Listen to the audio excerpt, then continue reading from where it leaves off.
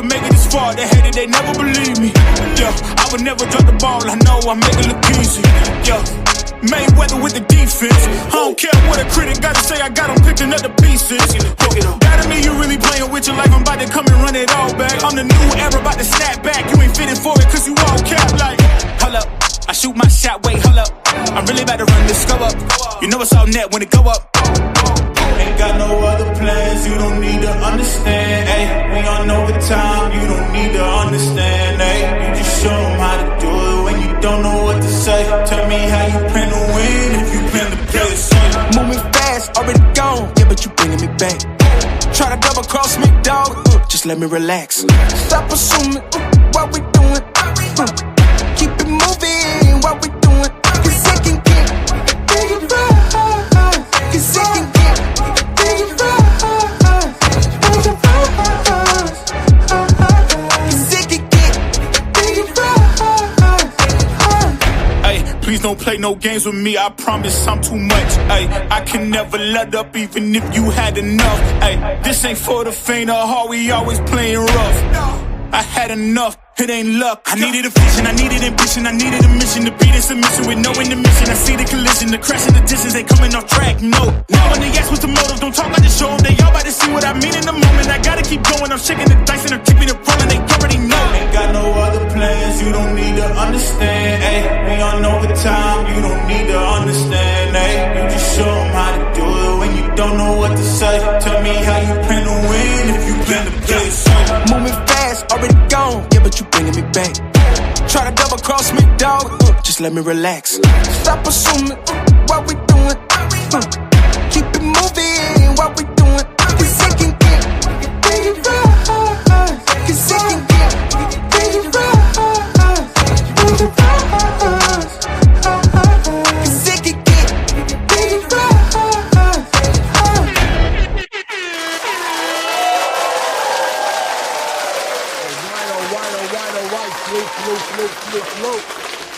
Look, looks like the connection's not too bad. Is it not too bad? All right. All right. You know I was complaining last night. I definitely made some phone calls today. Luke, everybody who's in the building.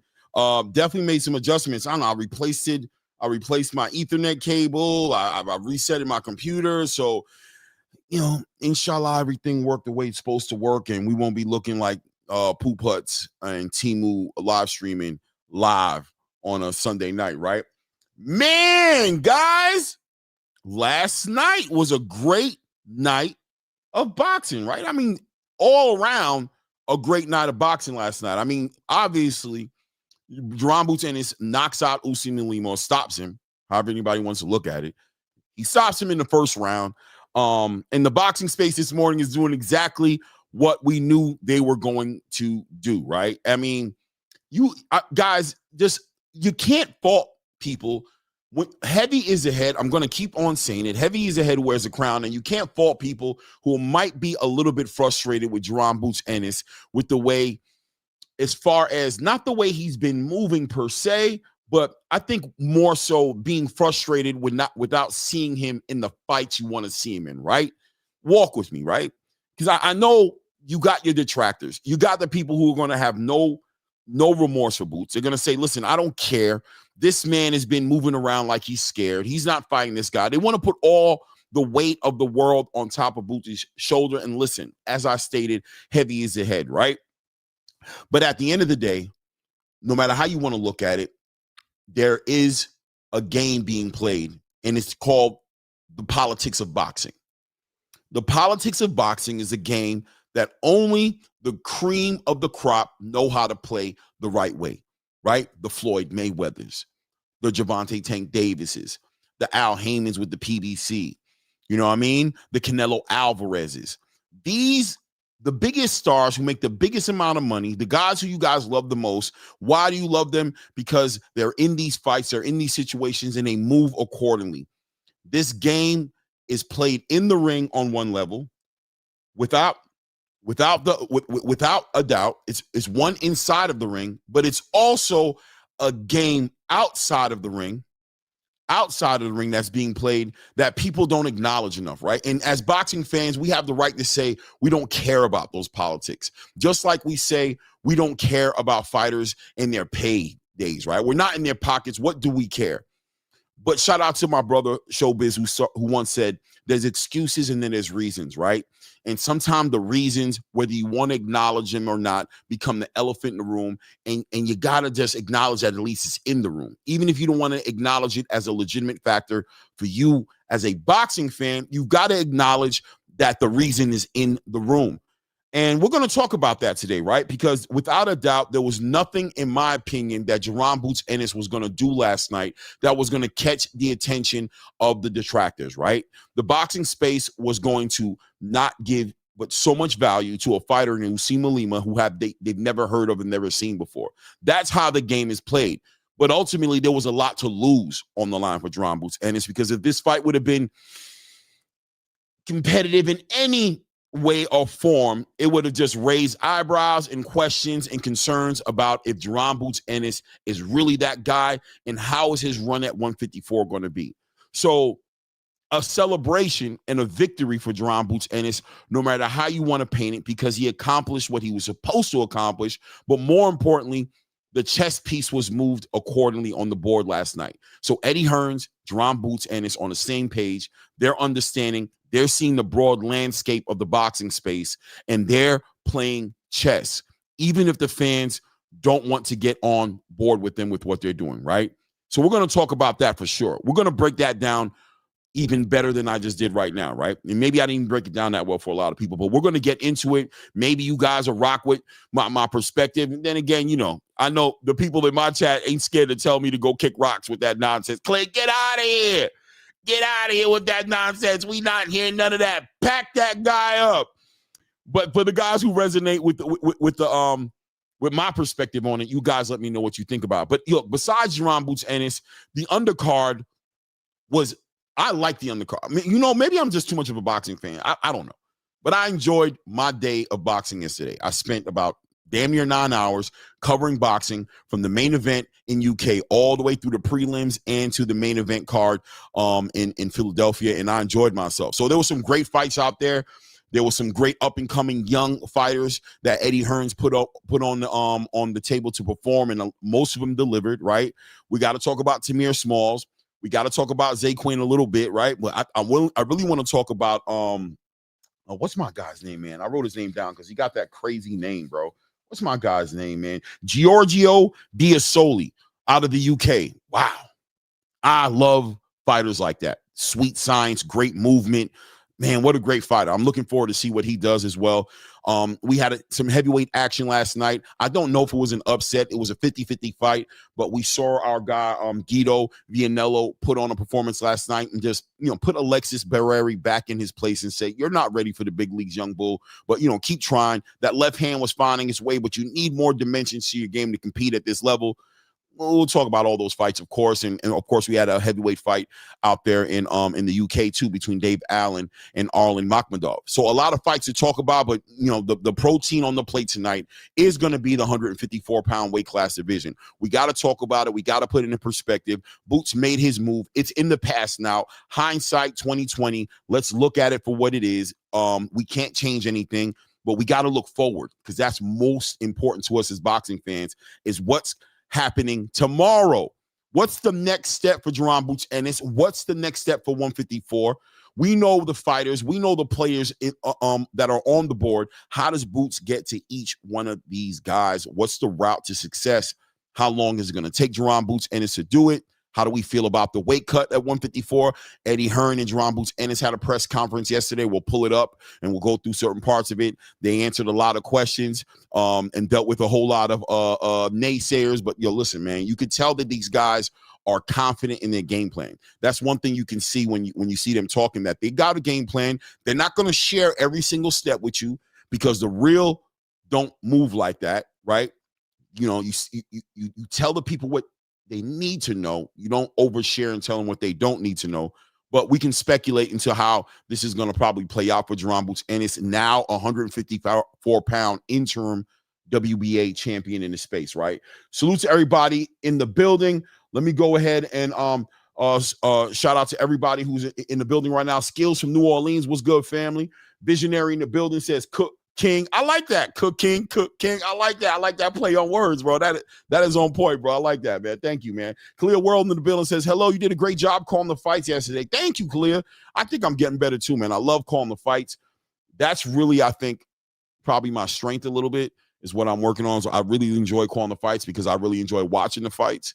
So that's when I'm in my great space. I did like 9 hours yesterday, and you know, I couldn't even believe when I looked at the time that it finally hit that time period. I had to kick everybody off the panel last night and just shut it down because the conversation was getting so good. But thank you, Clear World. I appreciate that. Tay Bugs in the building says, Clay Moray, my God, what's good, family? Everything's good, man. Everything's good, man. God is good, man. Blue Blood, my brother, man. Yo, Blue, check your email, man. I don't know if you're going to come up or not. I don't know, man. You know what I mean? I wanted to build with you a little bit and pick at your brain a little bit and figure out how you saw it. You know, I know we're going to talk about it, right? Because to ask people to give Boots all this credit for knocking out Usima Lima is diabolical, right? It's not about the credit, because last night for me wasn't about the fighter. It was about the position. It was about the move on the board, the chessboard, and we'll talk about it, right? And in that space, those guys did win, man, because there's a lot of history with Jaron Boots Ennis in making these big fights, right? Jaron Boots Ennis has a lot of history at 147. We've watched it. We've all complained. I was one of the people who was campaigning and pushing for Boots to move out of 147 because I just didn't see the division cooperating with Jaron Boots Ennis, right? And he finally was able to grab and squeeze something out of it and walked out of that division a unified lineal champion. But without a doubt, we got to be honest, man, that was going to affect the strategy moving forward with Jaron Boots' career, because you got to be a thinker and you got to move correctly to give him the leverage he needs so he can get these fights. Now, Turki Al-Sheikh happens to be a big player on the board too as well, so we'll talk about that as well, because I know people are going to say, but you got Turki, so that's no longer an issue. I get it, right? But we got to put everything on the board, put some real perspective on it, and see at the end of the day, was last night so bad, like people want to say? And what do we see in a minute and 28 seconds? Did we get to see anything that gave us any type of idea of the kind of Jaron Boots Ennis we're going to see at 154? How did that guy last night against Usima Lima measure up to some of your favorite fighters at 154? We'll talk about it all, right? Shout out to Country Q in the building. Says, what up, Clay? What's good, Country Q? What's good with you, family? Let me see here. Alan Land, salute, King. Salute, family. Back at you, man. Appreciate you in the building. I do got to get you a wrench, too. I think I've seen you in here. I'm gonna get to you, man. I'm going to get to you. Curtis Robinson in the building, man. Salute to my guy, Curtis Robinson in the building, man. Salute, man. Let's keep going down the list here. Curtis Robinson. I don't know. I guess we didn't get that many. But King Brian in the building says, Clay Boots going to stop Bakram in the late rounds. Very likely. I don't want to say, yeah, very likely, right? I try my best to be as unbiased as possible, but I was so impressed with what Boots did last night, even though people aren't going to be impressed with it because they're going to say, but I was looking for things, right? I went into the fight looking for certain things. I'm going to talk about it tonight. I talked about it in videos I did going into the fight because it wasn't going to be about Boots winning last night. Everybody knew Boots was going to win. The question for me was going to be, how was Boots going to win, right? How he did it was going to make the big difference for me. And he checked a lot of, amazingly enough, by the way, I thought it was going to take way more rounds to get some of the answers I got last night, but he was able to check a lot of boxes in a little bit of time for me. And we'll talk about that. And of course, towards the end of the show, we'll go ahead and, we'll open up the panel up for the usual suspects to come up here and build up on here, right? Salute, King Brian. Salute.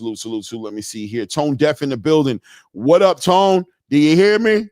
What up, though? Let's get it, man. Tone Deaf says, go fight Thurman. I don't know if I'm right there with you all the way, man. Shout out to my guy, Mick Dunnan in the building, man, from across the pond, man. It's the third night I've seen you here, man. Listen, are you a regular? I don't know, man. He might be a regular, but I got to read this, right? If you take your time to write this much, I'm going to read it, bad or good. Or, I'm going to read it, right? Let's see here. If Boots Ennis doesn't fight a champion next fight, what's the effing point? We want Zayas or Baharu next, no matter what. Those dudes ready for Boots. No tune-up needed. Yeah, man, I agree with you, man. And I think that's fair play. Fair play. Jaron Boots Ennis' next fight needs to be significant. We're going to talk about Eddie Hearn as well, because he has a job that he has to be held accountable as well. Jaron Boots Ennis did his job last night. He fought the fight that Eddie put in front of him. He performed and exceeded what people what he needed to do. He got that guy out as soon as possible. The only thing that would have been better than 1:28 seconds would have been 1:27 seconds, right? So he did everything he has to do, but we got to talk about Eddie Hearn tonight as well, Matchroom, and the pressure that's really on the back of Matchroom right now to make the plays that need to be made to get this guy on the map where he needs to be, man. 30-plus fights into his career, man. Jaron Boots Ennis needs those signature fights. He needs to fight against the generational talent that's there with him, the Virgil Ortizes, the Sebastian Fondoras, the Bakrams, across the board. Even if Jermell Charlo becomes available and whatever happens at 160, right? That's Eddie Hearn's job, is to make sure that he gives this guy the platform and the stage he needs to put those skills and showcase that pound for pound energy that we as supporters of Boots believe he has, right? We all believe it, right? We all believe that Boots is the goods. Some of us don't. I'm jumping the gun, right? All of us don't believe all of us don't believe it, right? But for the ones that do, the eye test has been telling us, but it's hard for us to sit on our soapbox and really cheer Boots on the way we want to without Boots giving us the ammunition, right? Give us the fights, give us the performances against the right fighter so we can truly stand on our soapbox and be like, I told you guys, right? You want your favorite fighter to do that for you, bro. You don't want to keep on having these fantasy fights in your head about your favorite fighter. You want your favorite fighter to give the fights that you need so you have the ammunition to smush it all in his haters' faces, right? You want to be able to do that, right? So, Jaron, I agree with you 100%, Mick Doonan. The next couple of fights have got to be significant fights, man. Every fight doesn't have to be significant, but at this point, at least the next 2 to 3 fights should make sense for the boxing fans as far as what he's supposed to be doing, right? Let's see him get on that, right? Going down the list here, is anybody I missed? CJ Rich in the building. Salute to my guy, man. Said, man, I was tapped in for hours yesterday. No doubt, CJ, man. It was a great night of boxing, man. You know what I mean? It was a great night of boxing, man. Just calling these fights, man. It's something I love doing. I appreciate everybody who was here last time. By the way, we had such a turnout. I think over 2,300 views, you know what I mean? And this small little channel, I'm very grateful for those type of numbers, you know what I mean? I know you got people out there getting 40,000 views and 100 million thousand views, but I'm real proud of my little 2,300 views. I'm super excited about my little 2,300 views. I'm hoping to break that number next time. I think almost 200 likes, man. I appreciate the support so much last night, man. Appreciate you guys riding with me, man. Shout out to all you guys, man. Let's see here. Oh man, CJ Rich, I appreciate you, man. Salute. CJ Rich gifted 5 Claymore Rain memberships across. Thank you, bro. Thank you, bro. Yeah, man. Thank you, man. All you guys who got those memberships, you know what I'm saying? Appreciate you sticking around, man. Hope you guys are here next month. And I got to start filling that up in with things. And I am actually working on all those things. I got these things I'm doing, which is why I changed my schedule, why you see me here available on nights like this. Before, I used to work that weekend wraparound shift. We don't doing that no more. We had to switch up the JOB. We took a step, 2 steps back to take 3 steps forward, right? We'll get it done, though. We'll get it done, man. Let's see here if I'm missing anybody. Got Tone Deaf. Mac Majestic in the building. Salute to Mac Majestic in the building. What up, though? What's good, family? Let me see here. And, of course, Clear World. Okay, CJ Rich, you got to agree with me more in exchange for the membership, Mick. Only right, bro. Salute. They ain't never good enough. All right, so let's talk about it, right? Let's go through the card, first of all. Let me open this up right here because I want to go through the events that happened last night. Honestly, shout out to Mick Doonan because I do want to talk about some of the fights that were on the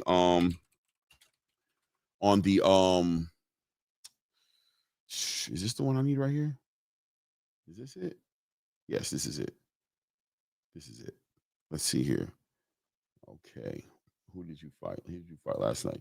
I'll give a quick my opinion a little bit on that European card, but there was like 2 fights on that card that I thought were significant for me. One of them being Jonaid Bostan versus Bilal Fawaz. That was a decent little fight. I believe there was an English a vacant welterweight title on the line for that one.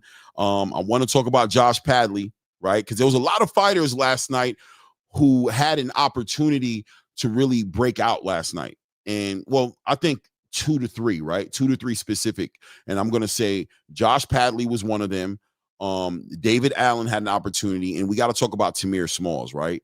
So Josh Padley fought Reese Bellotti last night, cut the weight down, went down to 130 pounds to have his debut at that weight class. You guys remember Josh Padley fought against Shakur Stevenson, last-minute replacement against Shakur Stevenson. I think for me, Josh Padley, the first time that I really started recognizing his talent had to be the fight against one of my favorite UK fighters in Mark Chamberlain, right? Really a Mark Chamberlain fan, and thought Mark Chamberlain, and I thought Mark, hold on one second, guys, bear with me.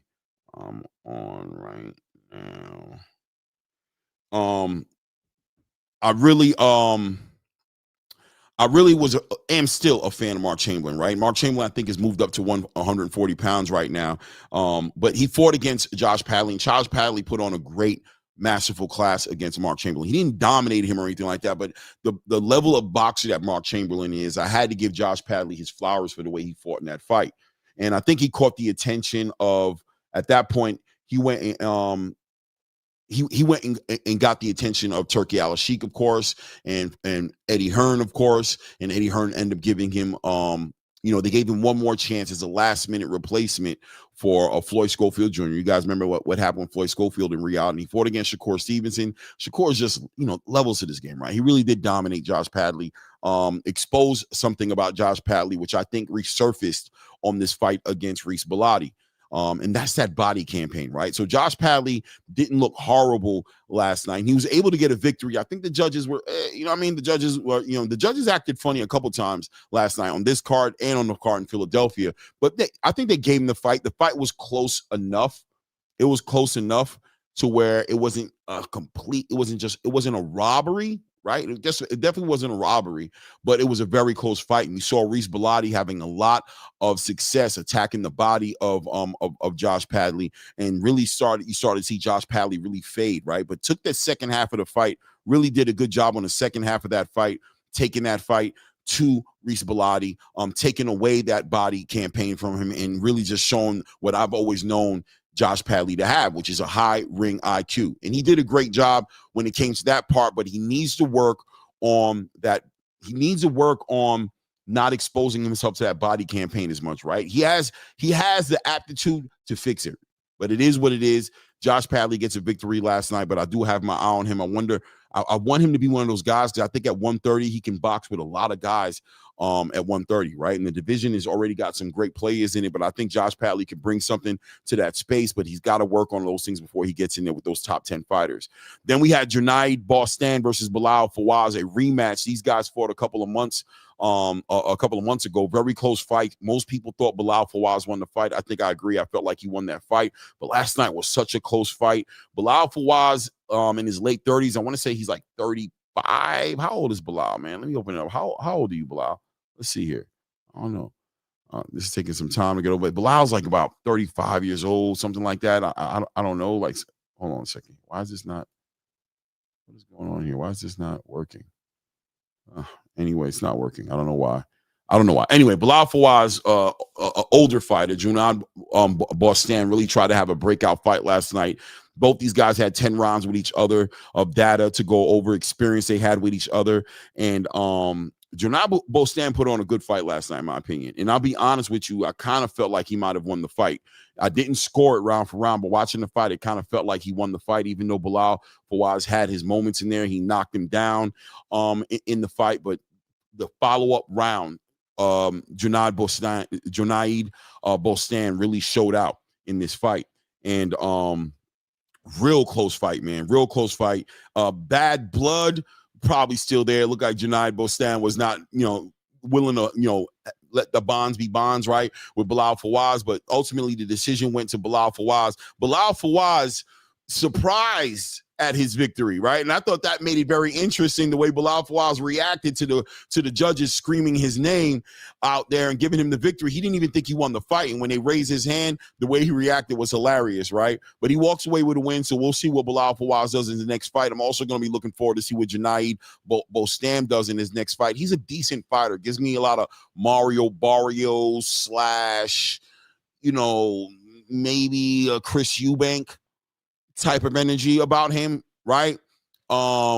Nothing special, but let's see what he does in the future. Now we'll go to the headline fight, which was David Allen versus Arslan Makhmudov. You guys know I was complaining all night last night. David Allen ruined my parlay. Boo! David Allen ruined my parlay last night. I thought he could get it done. I know Mick right now has got to be somewhere in the chat destroying me. I'm not looking at it because I'm looking at another screen right now, but I'm sure Mick is like, what in the world were you thinking, Clay? This dude got 7 losses. He's been knocked out 4 times. What made you think he's going to deal with a puncher like Makhmudov? And hindsight 2020, Mick looks like a superstar, right? My pick does look bad now, but it wouldn't look that way if it went the other way, right? But Dave Allen, I got to be honest with you, it's a bust. There's nothing there for him. I'll be honest with you, as far as the next steps are concerned, Dave Allen just didn't have the IQ to take advantage of the things I thought were there to take advantage of Makhmudov. He didn't attack the body the way I thought he would attack the body early on to be able to get those dividends back in the later rounds. I know he thought that Makhmudov was just going to gas out in the second half of that fight, but not by himself. You got to help him along the way, right? You got to help these guys along the way. Even if the conditioning is bad, you got to help them along the way. You got to attack that body. You got to send him on his way. You got to flatten the tires. You got to put the knife in the tires and flatten them. They're not just going to flatten themselves. Even though they're cheap tires, they'll still hold up if you don't flatten them and purposefully flatten him. And he didn't do that. He allowed Makhmudov to fight at his own comfortable pace. He allowed Makhmudov to take breaks at times, as Makhmudov was able to spend a lot of those middle rounds on the ropes and take those breaks and block those shots. And also, I think Dave Allen smothered a lot of his work, right? He took a lot of opportunities to go ahead and lay he laid on Makhmudov more than he released shots to attack that body when Makhmudov was against the ropes. He suffered the consequences of that, being that he had a decent, not fresh, but a decent Makhmudov in the championship rounds and just wasn't able to do what I know he wanted to do, was take advantage of a vulnerable, gas out, tired Makhmudov. And that's how that fight went. And what's the next step for these guys? Because both of these guys had a lot riding on this fight, right? Dave Allen, there was rumors about him fighting Deontay Wilder potentially, or getting into another big fight that was going to be a big payday. And Makhmudov, of course, rumors circulating in the space that he'd be fighting Anthony Joshua on the back end of a victory. Makhmudov seems to believe he'll be going into the Anthony Joshua direction, as we are anticipating Anthony Joshua to be back in the boxing space early 2026. That's what Eddie Hearn's been preaching. So we'll see if Makhmudov is in Anthony Joshua's plans. What does David Allen go ahead and do? In my personal opinion, keep going towards Deontay. Deontay needs a fight. I think that fight makes sense for Dave Allen. Deontay needs a fight for us to all know. And Deontay's got to sell to the boxing space why the big fight between him and Anthony Joshua should be made. And Anthony Joshua, we know, is on his tour, his last tour. He's going to make 2-3 fights max left before he probably retires. One of them, I'm pretty sure we're all betting, is going to be Tyson Fury. Deontay Wilder is definitely another one that we want to see him in the ring with, but Deontay Wilder has to sell us, right? Deontay Wilder has to put us on notice as to why that fight is a must-see fight for us as boxing fans, and he just hasn't been doing that lately. Dave Allen will push the pace, but Dave Allen will be there in front of Deontay Wilder and give Deontay Wilder ample opportunity to showcase that right hand that a lot of us remember Deontay Wilder for being when he was great. I like the Dave Allen fight. You know what I'm saying? I don't know. It is what it is. You know what I'm saying? We'll move forward. Let's go ahead to the okay, hold on a second here. I don't know what's going on with this website. It's acting crazy, so I'm just going to refresh it. Yo, shout out to my StreamYard. I'm not all freezing and everything. I'm so happy. What's going on with this? Hold on, let's just close this, bro. Let's close it, bro, because it's acting crazy to me, bro. I don't understand what the problem is. Let's do it like this. I don't know why, but it was messing around. I got it written down if they want to act like that. Okay, there we go. All right. It was freezing on me for no reason. Let's go, Jaron Ennis. Let's pull up this card last night, and let's go through some of these fights on the undercard here last night. So what's this saying? What? No, I don't want none of that. What's going on here? Welcome to Box Straight. Take action. Continue content site view a short ad. No, I'm not doing that. What? Okay. Oh, God. Okay. This thing is doing something stupid right now. It's got me looking crazy right now. Bear with me while it does what it does, man. let's go through the fights on that card. We got Dennis Thompson. I hate that this thing just did this right now, bro. I'm legitimately trying to use you as that. You're trying to sell me a car. This is what these things do, right? It's trying to sell me a car right now. It said if I want to see the stuff on your website, I gotta sit here and give you an opportunity to sell me a damn car. This is diabolical, bro. Get this shit out of here, bro. There we go. All right. Here we go right here. We had Harley Medeiros against Hillian Williams Jr. last night. Trash fight. I mean, Harley Medeiros did what he was supposed to do, but Hillian Williams was not a good test for Harley Medeiros. Now taking his record up to 8-0. We'll see what he does. Justin Palmieri comes up short against Naheem Parker last night. I think Justin 5-0 was trying to do something significant, but fell short last night. Dennis Thompson probably made a big statement last night. I thought that the Dennis Thompson versus Sean Diaz fight was going to be a great fight, exciting fight. And I think he kind of checked the boxes. Sean Diaz came up short because he just was short, right? No pun intended, and just had no physical advantages that he could take advantage of. And he couldn't finesse Dennis Thompson out of his disciplined space of working behind that jab. And that just was a downhill situation for Sean Diaz. Dennis Thompson moves forward. I think he came in about 122 pounds. Hold on a second. I got you, family. I got you. I think Dennis Thompson advances pretty well into his career right now, sitting at 8-0 right now, and a couple of knockouts too as well. A lot of knockouts on his record right now. Interesting to see how Eddie Hearn is going to move Dennis Thompson. Dennis is one of the fighters here that that's working with Jerron Boots Ennis, I'm pretty sure as well. He's a Boots Promotions fighter. So look out to seeing Dennis Thompson in the future. He's going to be doing great things. Zaquin Moses also had a great fight last night against Antonio Dunn-L Jr. These young fighters need that development fight. You guys, if you weren't here last night, I gave my whole speech on the importance of matchmaking with these young fighters and getting them where they need to be. And Zaquin had a fight last night. I don't know if he expected it, but Eddie Hearns did a great job matching up against Antonio Dunn-L Jr., force Zaquin Moses to get different looks and be a little bit uncomfortable at times in the fight. And Zaquin Moses did a great job adjusting. I'm sure he has enough data, 6 good rounds last night for him and Wally Moses to go back to this fight and look at where he came up short. And you're going to see Zaquin Moses, I think, improve a whole lot on the back end of this fight, right? The standout fight for me against the Young Bulls on this card was definitely Giorgio Visioli. This guy coming out of the United Kingdom, I thought he put on a clinic last night and also had a great dance partner in the ring with him. James Wilkins gave him a real good challenge last night. Wasn't necessarily, I mean, he was there, right? He stayed and he was good enough to not get put away by Giorgio Visioli, and he was attempting his best to figure out a way to give Giorgio Visioli, oh my goodness, Visioli, all the looks he could give him and try to break through to what he was what Giorgio Visioli was trying to put out there. But ultimately 8 great rounds. He's going to be a better fighter because of it. He's in the UK. I know Mick Dunnan said he thinks he should have fought in the UK. I'm sure he's always fought in the UK. This is his first time internationally leaving the country. So this was a great opening. America got to see an up-and-coming star, 135 star in Giorgio Visioli. So look forward to seeing him develop later on in his career. This guy's probably going to be one of those guys who gives the Carmel Moultons, the Zaquin Moseses,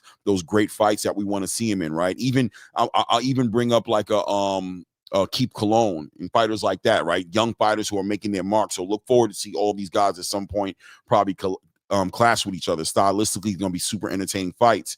I told you guys about Alexis Barreri and Guido Vianello. Alexis Barreri got to go back to the drawing board. Tamir Smalls stand out fight for me on the card as well, but not for the right reasons, right? Not for the right reasons. Tamir Smalls coming up short in his fight against Jose Roman Vasquez, in my opinion, but Philadelphia, the politics of Philadelphia saved Tamir Smalls from the real result that I think we all know as boxing fans. We know Tamir Smalls came up super short on that fight. I mean, ultimately, I think Roman Vasquez won the super line share of those rounds, even though Tamir Smalls had a great moment in round 3 where he knocked down Jose Roman Vasquez. And that was adorable, but on the back end of the knockdown, you saw where Tamir Smalls' lack of experience came into play in that fight. Began headhunting, jumping, flying, wingmilling shots, just trying to get Jose Roman Vasquez out of there, who was on shaky legs. He got hurt pretty much halfway through that third round. So Tamir had about another round and a half worth of time to go ahead and get in dispatch of Jose Roman Vasquez. But Jose Roman Vasquez brought that experience, right? He was able to go ahead and adjust. He was intelligent enough to clinch when he was supposed to clinch. His legs were the star of the show last night. Jose Roman Vasquez able to use his lateral movement and use that jab, stand behind that jab, and it's just a clinic, right? Beautiful fight by Jose Roman Vasquez, and it really exposed Tamir Smalls to say that, brother, you got work to do. 16-0 now, and we all know that fight right there was gifted to you. That's about as good as a gift as you're going to get in boxing, to be able to get 10 rounds like that with a fighter like that. You've got a lot to work on. If that camp is honest with themselves, I expect to see a way better Tamir Smalls in the rematch, right? Oh, well, not the rematch, in Tamir Smalls' next fight, right? Because I'm sure I don't know if they would give him a rematch. I don't think they if I was them, I wouldn't give him the rematch, right? Even though I think Jose Roman Vasquez has earned a rematch, right? Because I think that's one of those fights. But at the same time, you know, the height difference, the reach, and where we saw Tamir Smalls kind of be weak at, I think give him a tune-up fight, or a fight that's going to kind of give him an opportunity to showcase those improvements, and then maybe later down the road meet Jose Roman Vasquez, who, by the way, at 147, he probably is ready to go up to 154 as well, right? So don't be shocked if you don't see Jose Roman Vasquez at 154. I got one for you guys. Take it for what it is. I'd love to see Jose Roman Vasquez versus Jalil Hackett at 160, right? Why not? Well, 154, sorry. Let's see them get a rematch in there. That was a great fight in Puerto Rico. Jalil Hackett, some people felt like he got robbed. That'll give him an opportunity to get some redemption. I know he's aiming, Jalil Hackett, to get big fights at 154, championship fights and things of that nature. But you guys know how I feel about Jalil Hackett. I think he could use the work. And let's see him work with that, right? Guys, give me one moment here. I'm going to go ahead and send a link here to my brother, Blue Blood Sports. Can I just do it through my computer here? No, let me just do it this way. Blue gonna come up and build with me here tonight. Let's see here. Bear with me, guys. Accept, continue. Boom, fill that in. Bear with me, guys. Bear with me.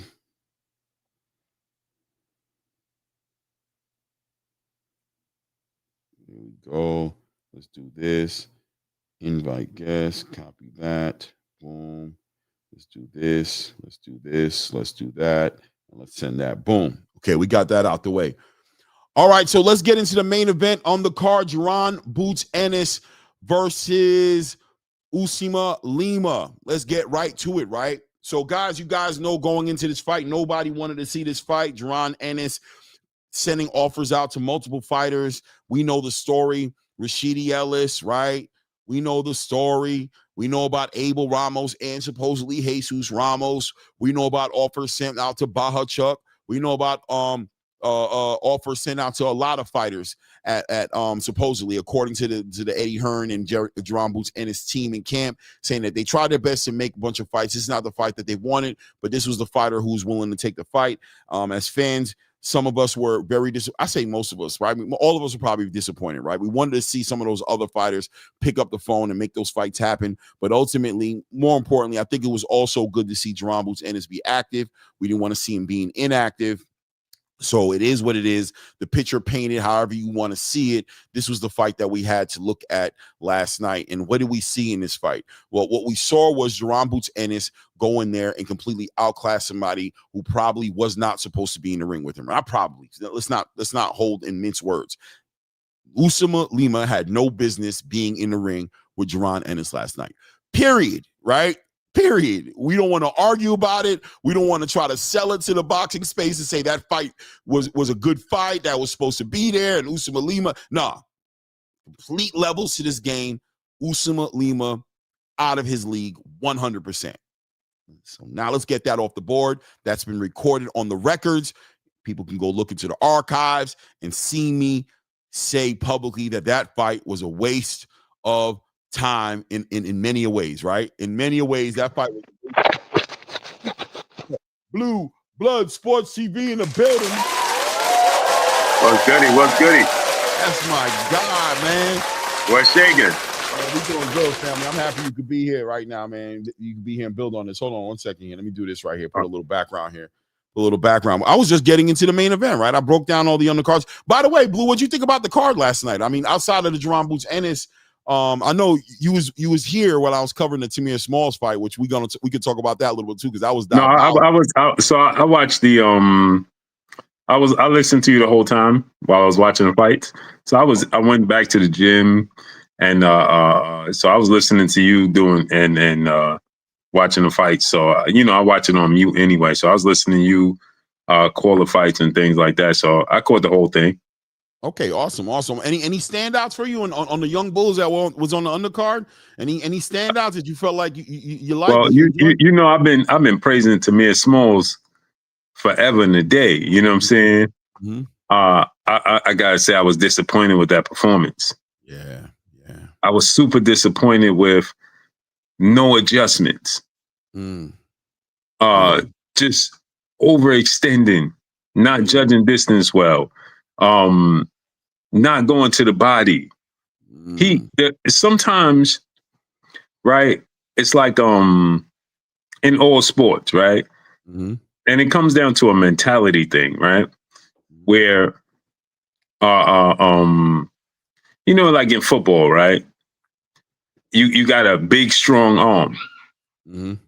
And you could toss that joint 70, 80 yards. Mm-hmm. You start looking for that 70, 80 yard bomb instead of the 4 yard pass. You know what I'm saying? Let me get the first down. You know what I'm saying? It's 3rd and 3. Let me get 3rd and 4. No, I'm just gunslinging it, swinging it down the field, right? Mm-hmm. NBA, you hit a few threes. Now I'm just going to come out and just keep pulling up. J.R. Smith, you know what I'm saying? Right. Every time I come down, I'm shooting a 3. Right. Well, the lane, we watched the NBA today. You see dudes come down, they got a 3-on-1, stop and shoot a 3. Yup. Right. They don't even care. Yup. They don't even care. Right. And what I seen yesterday from Todd Smalls was that he landed that big punch. Mm-hmm. And it was like he saw his first 3 going and his Hail Mary going, and that's all he was looking for. He got a taste of it and he couldn't stop. You know what I'm saying? It's a saying, when you have kids, right, Claire? Mm-hmm. You got to give them, before you give them fruit, you give them vegetables. Right. I like because that. Once you give them the fruit, they ain't never gonna eat them vegetables, man. They never gonna eat them vegetables. You know what I'm saying? And Tamir Smalls last night, he got away from eating his vegetables. And he got it pains me to say, but he got a nasty decision. Like the sport of boxing showed up again. Man, Philly came out for him last night. Bro, he clearly lost. Clearly lost. You know what I'm saying? So that stuck out for me because as far as the fighters on the undercard, to get back to your question, because I've been behind this engine since I met him. You know what I'm saying? To those that don't know, Coach L, Jerron Ennis's assistant trainer, that's his father. You know what I'm saying? And just me going up to Philly so many times, I got familiar with him way before the world just got to know him. And the way I got my very first time going up there, I'm watching Boots and I'm watching everybody train. There was a few people there. Cool Boy Steph was there. Boots, obviously. What's the dude's name? Ray Robinson was there, right? Okay. And man, all I kept hearing, right, Clay? This thump, boom, boom, boom. I'm like, bro, who is that? You know what I'm saying? Mm-hmm. They was doing the round robin on the wall pad. Mm-hmm. You know, they put the wall, and just, they was all hitting their boots, all of them, right? But this kid just boom, boom. So I'm like, bro, who is that? So they like, yo, that's my son. L was like, that's my son Tamir. And I'm like, bro, if he could put that together, they like, oh, nah, watch. Obviously, at that point, I hadn't seen him spar or do anything else. He was just thumping, you know what I'm saying? And wiry kid, wiry frame. And I'm like, bro, got hella power, you know what I'm saying? And then Clay, I watched him spar and I watched him get busy. Mm-hmm. And no cap, he stole everything from me from watching Boots. Like when I go there, I'm like, bro, I hope he's sparring. Mm-hmm. That's how nasty he was. You know what I'm saying? Nasty, Clay. And I'm like, bro. So I was telling the world about it. You remember that? I've been telling the world, like, y'all got to watch Coach L's son, Tamir. You know what I'm saying? And yesterday, I just seen, and it could be corrected, but he just regressed. Right. You know what I'm saying? I don't know if he regressed or he just, again, he just. Do you think like before, right, going towards the knockdown, I thought he was doing pretty well. He didn't seem like he was winging it like that. It just seemed like the moment got to him. Like he tasted that knockdown. Yeah, and he just lost. It's like a dog, right? When you train him and you know how your dog is, right? I hate to compare him to a dog, but you know how your dog is. You know he don't go to the bathroom in the house. You know what I'm saying? He doesn't chew up the furniture. You trained him well, but all of a sudden he gets excited one day. Maybe there's a piece of a steak, or maybe he gets overexcited and he pisses in the corner. You look at him like, what the hell is wrong with you, bro? Right, when did we stop doing this? You know what I'm saying? You don't do this. It seemed like the moment got to him and he just wasn't able to recover, right? He wasn't able to calm down and just get back into being the boxer that I think we feel like we know he is. But I mean, and Clay, what you just said is the most scariest thing to me, because from that point yesterday, moving forward, there's no more step backs. And so now it's just big moment with a victory, right? Especially with a victory. Yeah. So now from here on out, Clay, it's just big moments. Yeah. You know what I'm saying? And if you're not listening, because I had to turn the volume up just to hear what L was saying to him and Bozy, you know what I'm saying? And they like, man, go to the body, use your jab. And he was doing none of that. And that's disturbing to me, man, because this is not even you wasn't even facing adversity. You was just, you did it to yourself. You know what I'm saying?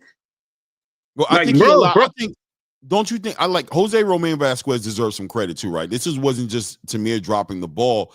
This was also Jose Romain Vasquez being that, because we saw Romain Vasquez do it to Jalil a little bit, even though I don't think he beat Jalil, but he's a fundamentally sound fighter. He's tall, he has a good reach, and he was able to use that jab.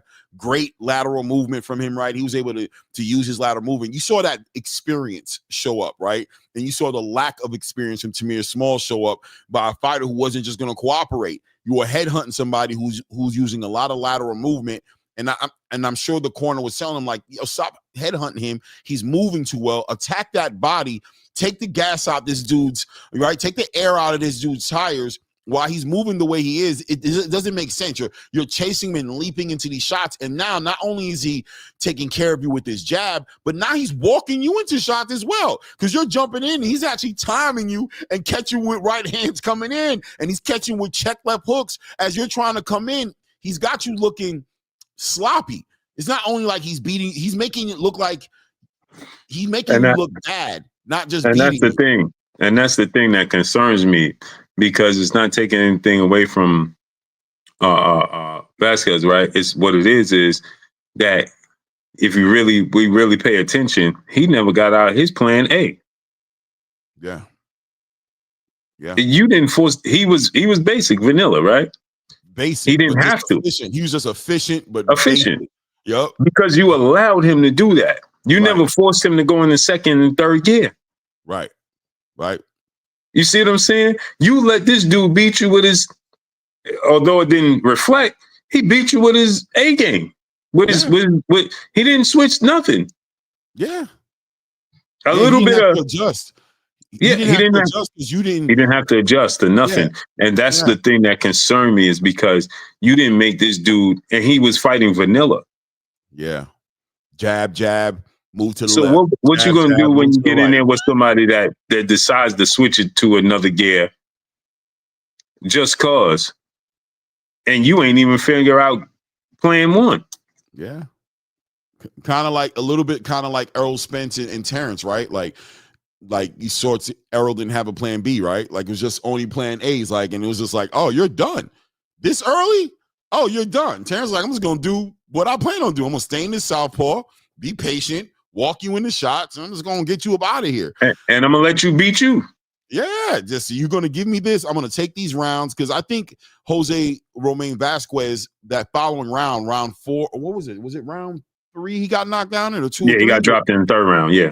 Right. So round 4, Romain Vasquez was really trying to make sure he was all together still, right? Like he's staying behind the jab, but he's still kind of like recovering. And I think by round 4, around like end of round 4 to 5, he was like, "Oh, I'm ready to fight now. If you want me to adjust, I'll adjust. But dog, you just gonna sit here and keep on headhunting me? Oh, sweet." And remember, he attempted it. Remember, he was like, "Let me see if I trade with this dude again." Right. And remember, he got hurt again towards the end of the round. Remember? Yeah, I do. And that allowed, I think that was the 5th round. That allowed Tamir to steal that round. Right. And he was like, "Yeah, no, I'm not. If this is all you're gonna do, is if I cooperate, then I'm not gonna cooperate." Yeah.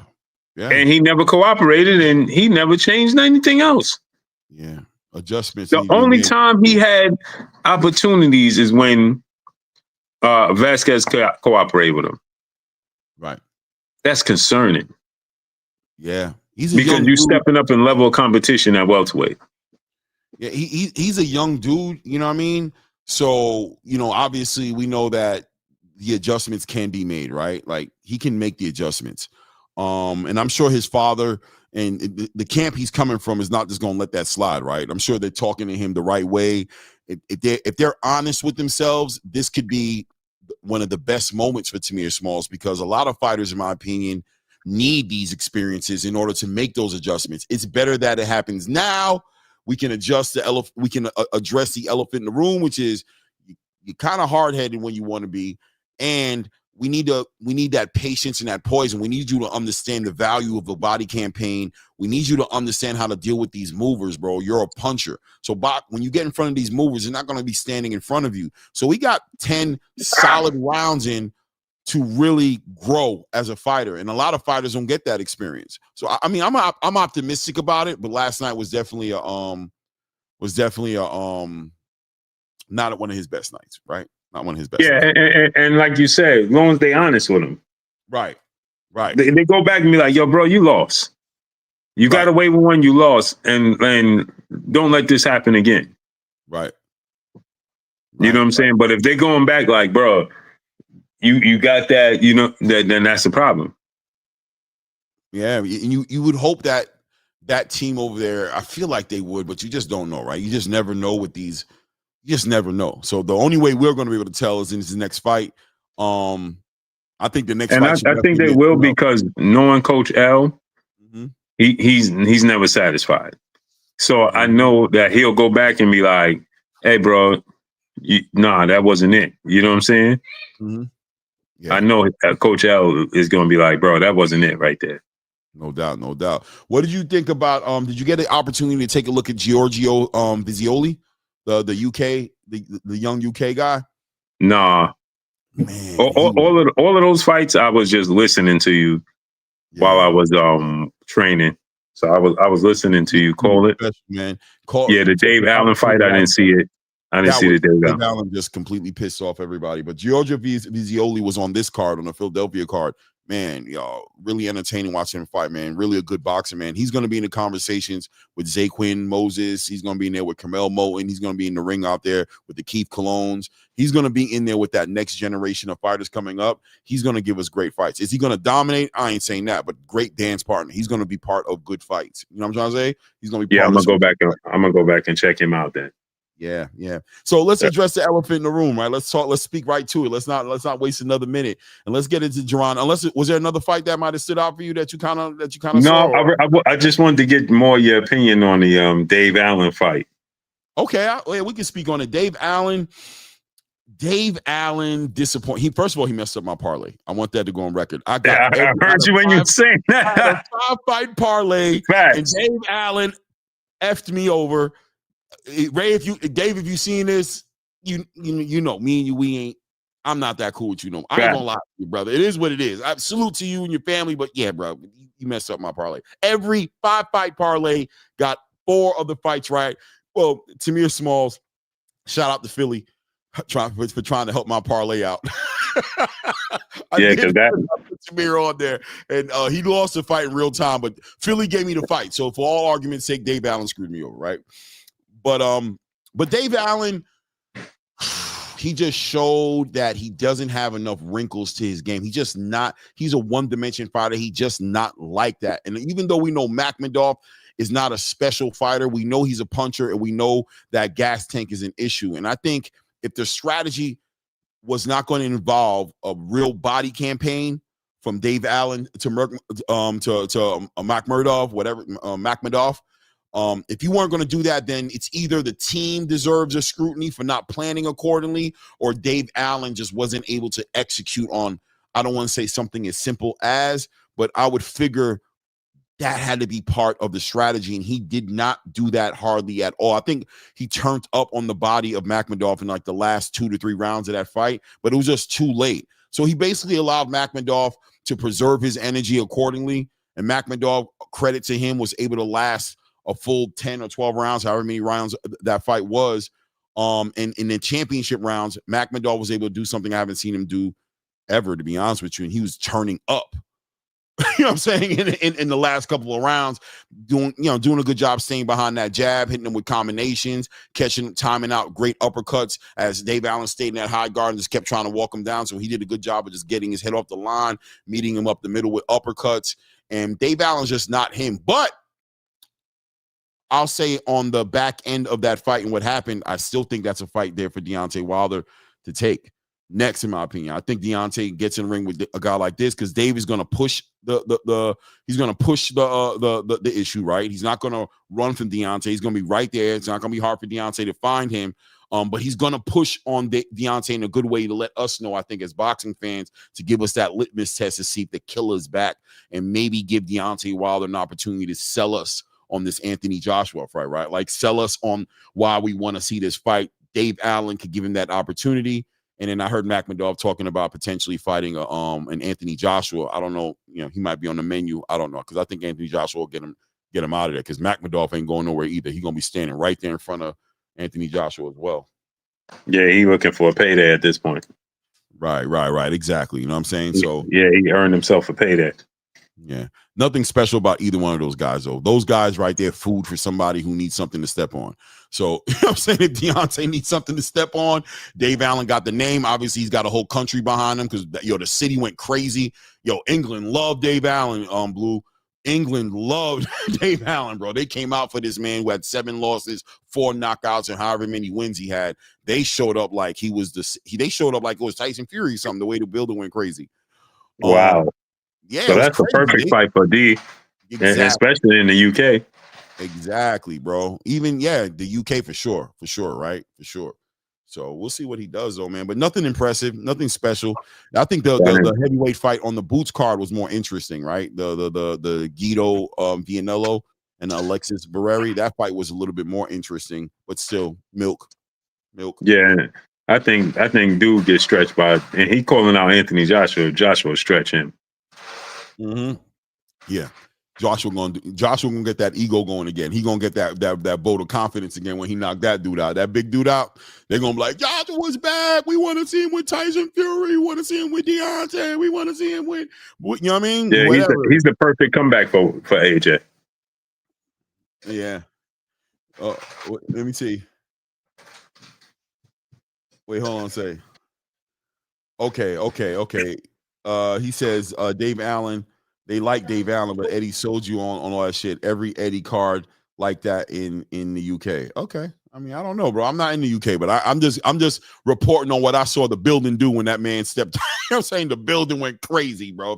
If they go crazy for everybody, it is what it is. But you could do the replay and watch. They went matter of fact, every single time Dave Allen hit this dude with something significant, you would have thought they all stood up every hit. I thought there was actually a chance that the judges were going to give him the fight anyway. That's how much the crowd was screaming every shot he hit. That I thought, man, the judges might be like, I could see him getting robbed, Nurmagomedov getting robbed, but they didn't rob him. But that was the kind of reaction he had for him. So he has a following in England, bro. They love him, bro. He has a following. Wow. Yeah, they were going crazy up in there, man. Shout out to England, man. I think the UK has some of the best boxing fans in the space, but I don't care. Oh, 1,000%. I think they got the best boxing fans. Right? They go crazy, bro. They fill up the building. Because they don't care what your record is. Yep.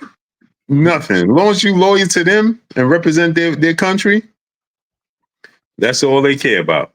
Yeah, rest in peace to the great Ricky Hatton, right? Because he used to deliver that type of energy. Wherever he went, they followed him, bro. And the whole building, there's only one Ricky Hatton. Yeah. The song.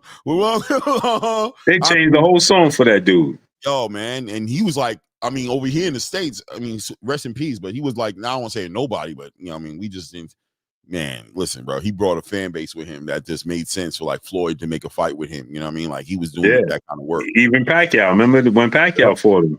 He had the same crowd. Yeah, 100%, man, 100%. So the UK be representing, man, without a doubt. So remember, after Ricky Hatton got knocked out by Floyd, they still was chanting afterwards. There's only one Ricky Hatton. Crazy. I'm like, bro, this dude just got knocked out, and they don't even care. Yo, I know Floyd had to be looking at him like, damn, bro, I wish I had fans like this, boy. You guys are loyal to the soil, bro. Word. Like, Word up. I'm the one who won. What the hell's going on? Word up. Crazy. What's going on up here? Where you guys at, man? The city is, you know what I mean? The city is unforgiving here in America. But America, as fans, it is what it is, man. But yes, sir.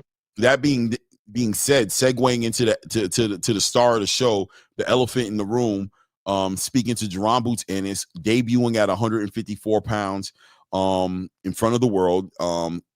Usima Lima, not a fan favorite, nobody asked for this fight, right? We're always excited to see Jaron Boots Ennis fight because he's an exciting fighter, but Jaron Boots, and as I've been stating, heavy is the head, right? So, man, you welcome to the big leagues. You wanted to be the big star. We all think you're a big star, but now it's time to, deliver. Right? There's a delivery on product that the boxing space has been waiting on. And everybody had high expectations for Jaron Boots Ennis going to 154. He's finally going into 154. And we're hearing the rumor mill go about him asking for tune-ups and things of that nature. And he's turning down fights. And Turki Al-Sheikh is so disappointed. Hey, man, I tried to get a guy a big fight, man. He told me he want tune-ups. I don't do tune-ups. Tell him we don't do tune-ups. You know what I'm saying? He got to go with Eddie with the tune-ups. And as boxing fans, we're like, come on, bro. You tune-ups. Tune-ups, right? With the Allen Iverson. Practice. Right. But it is what it is. Before we get into the decision to make the fight happened last night. Minute 28 seconds into the first round. Jaron Boots Ennis makes short work of Usima Lima, gets him out of there. First of all, what'd you think about the performance? Just off the face of the performance, for whatever it was worth. And so this is just difficult, right? Because I had so many people in my inbox afterwards. Yeah, see. And it's see what? He did what he was supposed to do against a guy you never heard of. That's just the facts of the matter. I agree. Play, when I rewatched it today, and I had the sound on, right? Because there's really nothing not to listen to, right? It was a highlight. They can't sway you, right? And when I heard Sergio Mora and the other dude, whoever, I can't remember who it was. Was it Chris Mannix? Chris Mannix. Okay. When I heard them say, and this is just a word to the wise and to the people in the chat, and to the boxing fans around the world. when the commentators, the colorful commentators, tell you we did our homework on Lima for this fight to figure out who he is. Right. That tells you everything you need to know. If me and Clay is calling a fight with any fighter that's a superstar, a big name fighter, and we tell you guys, just so you guys know, we educated ourselves on this fighter to be prepared for tonight. And Sergio Moro is a former world champion and fighter. You may not like Chris Mannix and his takes. I don't. But he's a boxing savant, right, Clay? Right. If these dudes have no clue who Usama Lima is, and they had to research this dude as commentators for this fight, that tells you everything you need to know. Right. This was a showcase fight. He was supposed to do what he did. Right. So for me, Clay, it's extremely hard to gauge it because what did he tell us? He didn't show us nothing. We already knew he was uber talented. Right. We already knew he's arguably the best athlete in boxing. We already know he can switch from southpaw to orthodox. Mm-hmm. I saw a clip. Somebody sent me a Radio Raheem and Sean Zeitel, right? Mm-hmm. And Radio Raheem was raving about how Boots switched from orthodox to southpaw, set up the punch, hit him with the left uppercut, so on and so forth. I said in my breakdown before the fight that Jerron, I studied the dude because I had to go back and watch this dude. Mm-hmm. And Clay, I watched the fights that they have available to us. Mm-hmm. And as you watch this dude, Clay, he is susceptible. The dude got hit with uppercuts after uppercuts in every fight you watch of him. Right. So I said in my breakdown, I said, Jerron Ennis is going to stop him with the uppercut or at least get the party started with an uppercut. You can see that clear as day. And what did he do? He switched southpaw, hit him with the uppercut, and the party got started. Right. So he didn't show me anything. What he did, as I told a brother and two brothers in my inbox, he said, oh man, yeah, now he quieted the critics. I said, no, he didn't quiet the critics. He made us even louder. Because we already knew he had this talent. All he did was tell us even more, confirm and solidify what we've been saying is, bro, we tired of seeing you fight this level of competition. Mm-hmm. We already know you can beat up on the JV squad, brother. Yeah. You a 5-star recruit to every blue blood college in football. Right. You a 5-star recruit. And you keep showing us what you could do against JV, not even varsity. Mm-hmm. Mm-hmm. At some point in time, we tired of seeing you doing this against JV, bro. We want to see you do it against the other 5-star recruits. Yeah. I know you can score 5 touchdowns against JV, bro. Right. Show me that you can score 5 touchdowns in these blue blood colleges, Florida, Georgia, Alabama, Florida State, Miami, Ohio State, Michigan. Show me you're going to score 5 touchdowns against them, and then you showing me something. Right. It's the reason, Clay, and I'm using this college analogy because it's the easiest thing to use for people to understand, even if you don't watch college football. Mm-hmm. You have 5-star recruits. That's the highest stars you can get in high school. Now you're still ranked in your position, but that's the highest you can get. Mm-hmm. When you go to these colleges, they like, hey, bro, you a 5-star recruit. We want to see you show up and show out because now you playing against equal competition. Mm-hmm. I'm tired of seeing you run up the score against JV. I already know you can do that. You showed us that. Now we understand. We know you can do that now. We know you can do that against Emmanuel Stanionis and Osima Lima and Roman Villa. They at a disadvantage against you. Skill wise, just not even skill wise, Clay, just athletically. Right. They in such a disadvantage that he could do what he want. He could get away. If you watched the punch last night, he got caught. Yeah, he got caught with a left hand. Came right over, right up under it. Yeah. And what's crazy, Clay, he was going to get caught before he landed his, but he was so fast and so explosive that it damn near landed at the same time. And he threw his afterwards. Again, you 6'10", 240 playing in high school. Right. Yeah. I want to see. We got to see you play against guys your size. 100%. It's time. It's time for Boots, right? It is definitely time for Boots to be in the ring with those with the caliber of fighters that we're talking about. And I'm right there with you. I think the only place I might be indifferent with this space is that I'm just feeling like it's a little bit disingenuous to and listen, there's an elephant in the room, and the elephant in the room is Turki Al-Sheikh, right? Now that there's Turki Al-Sheikh in the space, we know that a lot of fights that were seemed impossible to be made for Boots when he was at 147, for example. We know, and I'm going to talk about that as far as just the history of Boots getting him up to this point. And I think there's a legitimate strategy being laid down here by Eddie Hearns, who went through hell to try to get him in these fights. Just knowing how difficult it is to get him that dancing partner. And I understand Turki Al-Sheikh, like I said, the elephant in the room is the guy who's going to facilitate all these fights. But at the same time, Eddie Hearns, I think, just has an understanding of the value of being able to put on fights without Turki at times, right? To know that, listen, I'm trying to build this guy up right now. And if we're overpaying every opponent that he's with, we're kind of setting a precedent here.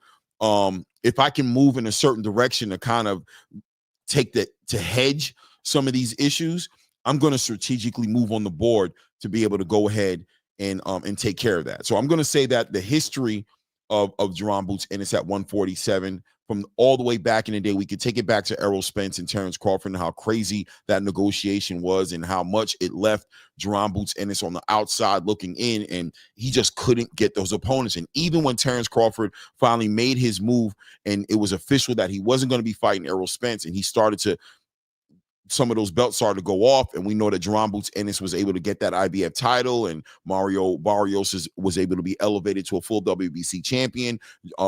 Brian Norman, same thing. All the champions, right? Stanionis, all these guys are able to be elevated. It seemed to be damn near impossible for him to get these fights together.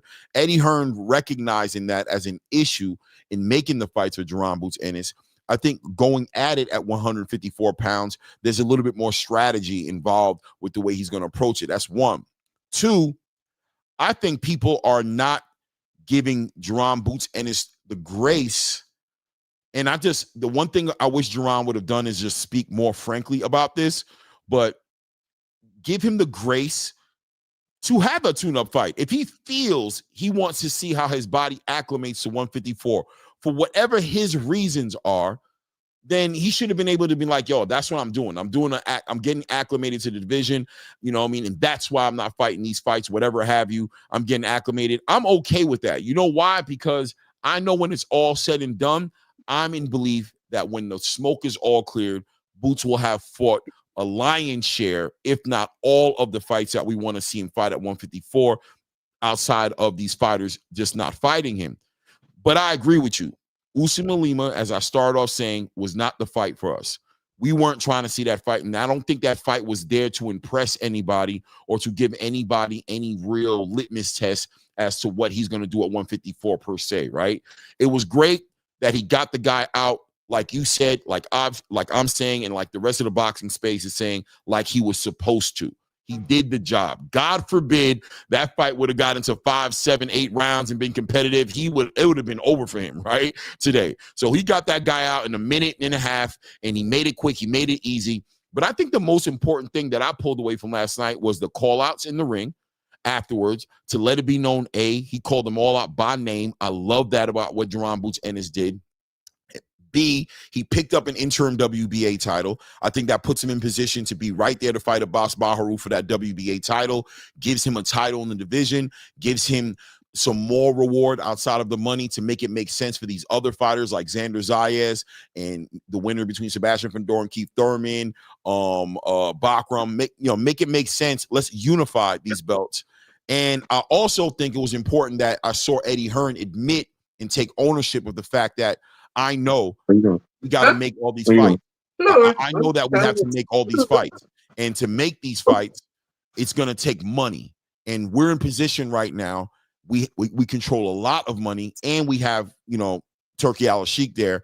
I know already what you guys need to see, and I know what needs to be done to make these fights.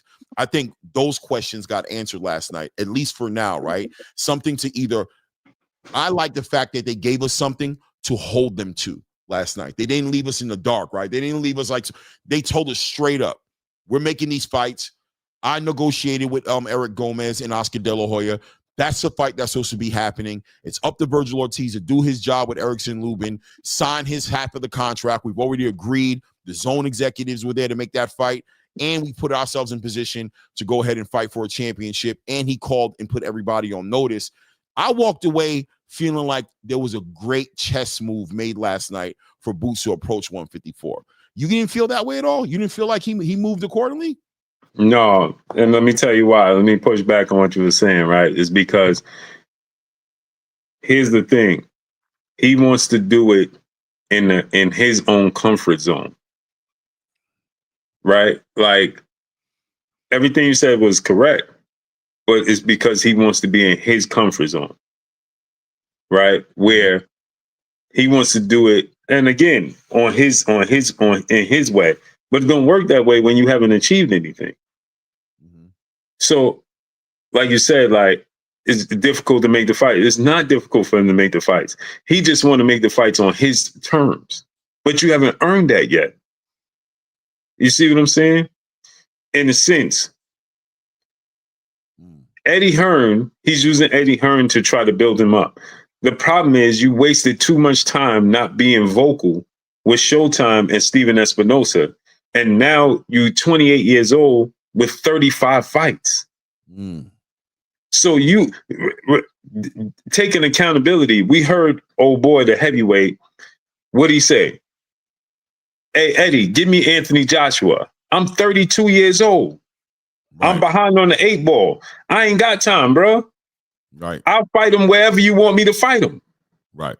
Because I don't have time. Jaron Boots Ennis, you don't have time, bro.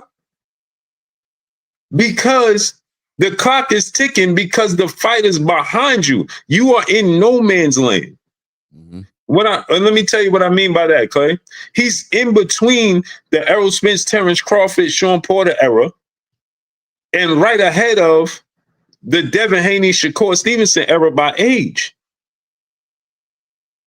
But they are surpassing you. The ones behind you, Shakur's younger than you. Devin's younger than you. T.O.'s younger than you. Brian Norman's younger than you. These dudes is surpassing you, bro. Yeah. And the ones in front of you ain't concerned with you because their career, they 1 foot out the door. Danny Garcia ain't gonna fight you. He's saying this is his last fight. Keith Thurman saying whatever he want to say. We don't believe him. Right? Terrence Crawford, we heard what Terrence Crawford and Bomac just said, like, bro, you fighting out leftovers. There's nothing in it for us. You ain't gonna get Canelo Alvarez fight. Right. Those dudes, so outward, you're in between. This is supposed to be your era. He is supposed to be, let me give you the perfect example of what he's supposed to be, Clay. He is supposed to be Andre Ward to Floyd Mayweather. Remember, Clay? Pound for pound, top 5 for all those years. Andre Ward was number 2 behind Floyd Mayweather. Right. 100%. And as soon as Floyd Mayweather was gone, Andre Ward was in position to take over. Why? Because he did the Super 6 tournament. He fought outside his comfort zone. Chad Dawson want to fight me? Let me get him. Right. Let me enter the Super 6 tournament. Right? And then, just to give you more of an example, right behind him, Clay, Terrence Crawford played his part. He was number 3. Right. He played his part. Andre Ward is number one. Right? And when Andre Ward stepped off, Terrence Crawford said, give me Julius Ndongo. I'm going to 47. Give me Jeff Horn. I don't want no tune-ups. I don't want this. No. That's a fact. He went right after Jeff Horn, went right after Keith Thurman. Now we wanted him to go after Errol Spence, but he went right after Keith Thurman was the man, the unified champion. Right. He tried to get Danny Garcia. He went right for the jugular because he understood now is my era. I gotta grasp it. Right. I mean, he was in his 30s, so I mean, he had to kind of move. I don't know. And what Boots' situation is, this is the most frustrating part, is he has all the options around him. Exactly. And that's the difference. That's the difference. And Clay, he ain't taking advantage of him because he want to be in his comfort zone. I don't know if I agree with that, bro. I'm gonna be real with you. I don't know if it's about the comfort zone necessarily. I think it is the comfort zone, right? But I think there's also a large part. I think there's also a large part of it that has to do with why not be strategic. You know what I'm saying? Like, you get to a point to where I feel like if Terrence Crawford could have been strategic, I wonder if he would have been more strategic, right? He was more in a, he didn't have as many options. He had to run right at the issue the way he did it and be, he had to kind of be the way he was and earn that reputation for being a horrible person at the negotiation table and just betting on himself and be that guy that we've learned to love as a fighter and as a person in the boxing space. But it's with Jaron Ennis, it's like, okay, for me, it's about when it's all said and done, right? So when it's all said and done, if Jaron Boots Ennis leaves boxing or doesn't get out these fights, if he doesn't get these opportunities, then he might have wasted his time. But I have a feeling that as time goes on, if he makes these fights happen, if they all happen, then will hindsight say that he just added a little strategy to it and put him in position to make the most money he could, but at the same exact time achieve legacy goals. You know who he gonna be? I was just watching the Four Kings. Mm-hmm. You know who he gonna be? Who? Wilfred Benitez. But Wilfred Benitez passed away. No, he's still alive. What? Hold on, you talking about Salvador Sanchez? Oh God, yeah, my bad. No, yeah, my bad. Yeah.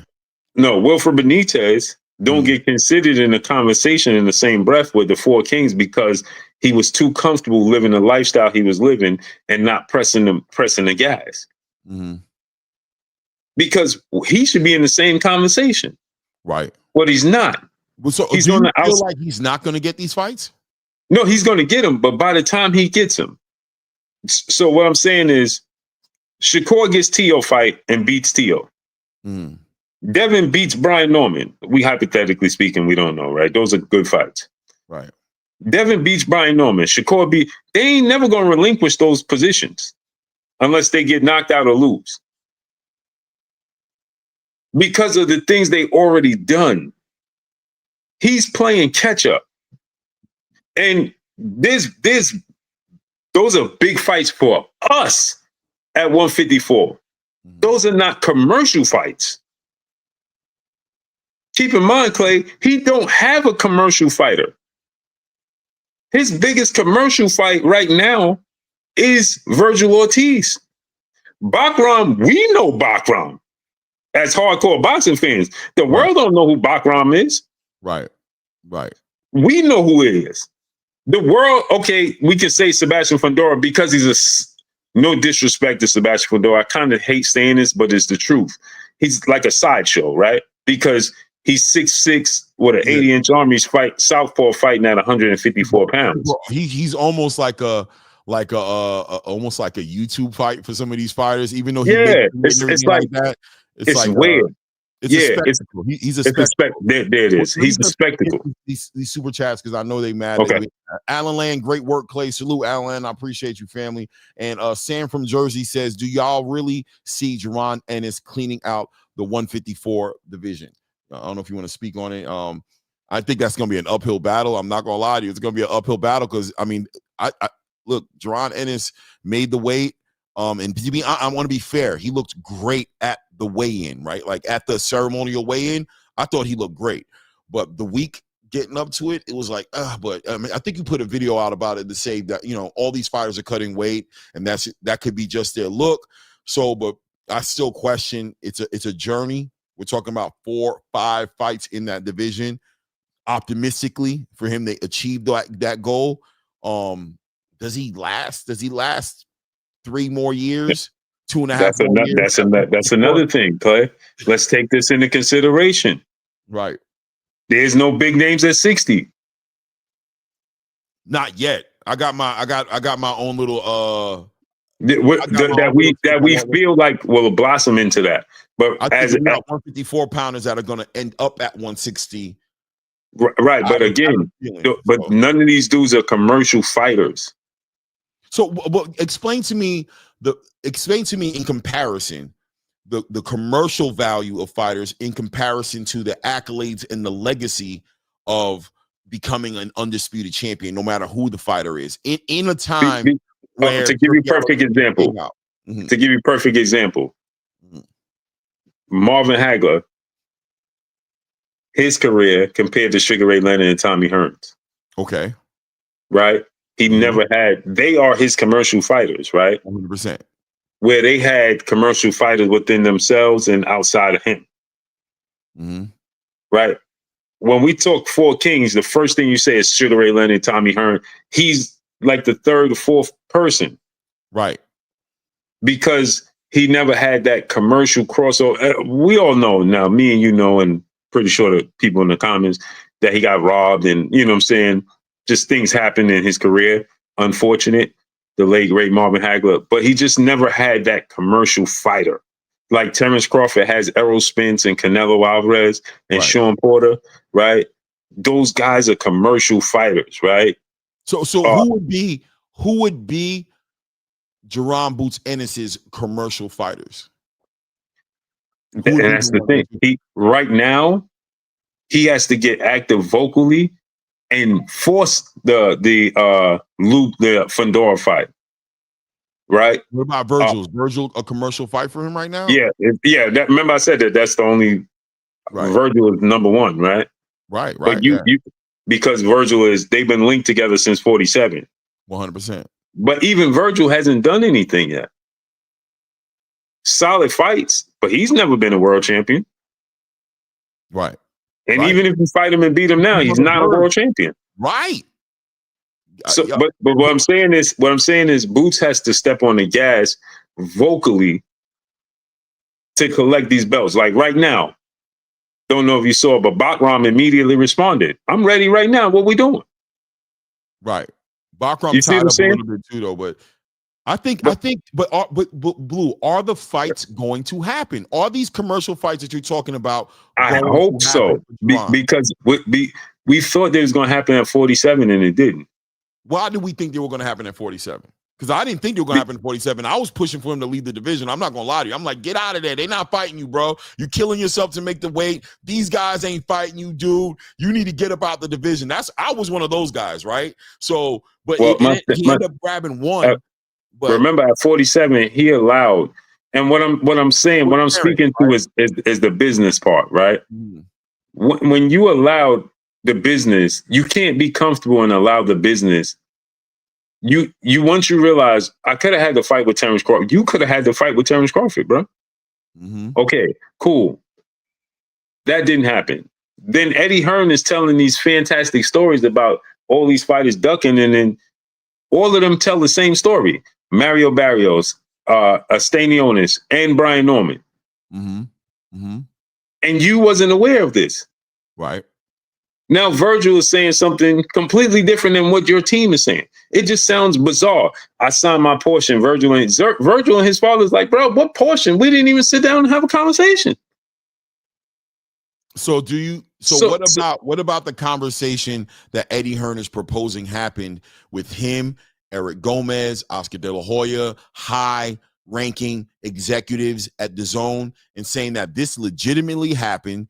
Eric Gomez has been in communication with Eddie Hearn. This is what he's saying, and that there's an understanding that let's wait for Virgil Ortiz to get done with Erickson Lubin, but they both, as a team, as far as Virgil's team and as far as Jaron Boots Ennis' team seem to be in agreement that this is the next fight that should be happening.